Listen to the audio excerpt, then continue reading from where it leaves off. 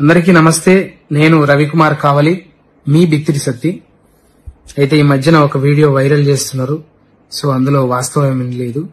నేను ఎప్పటిలాగానే comedy videos చేస్తూ చిన్న చిన్న క్లిప్స్ రీల్స్ లాగా షార్ట్స్ లాగా పెడుతుంటా.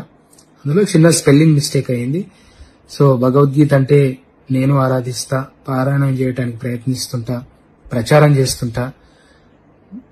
నా అభిమానులు, శ్రేయోభిలాషులు, నన్ను ప్రేమించేటోళ్ళు, నా బంధుమిత్రులు నిజంగా అది కించపరిచినట్టు అనిపిస్తే తప్పకుండా క్షమించమని అడుగుతున్నా.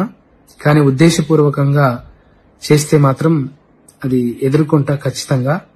ఇంకా వాళ్ళు మనం ఎన్ని రోజులు చేసినా 15 ఏళ్ల నుంచి చేస్తున్నప్పుడు ఎలా మన మీద అట్లాంటివి వైరల్ చేయబుద్దయిందో ఇక వాళ్ళ విఘ్నతకే వదిలేస్తున్నా.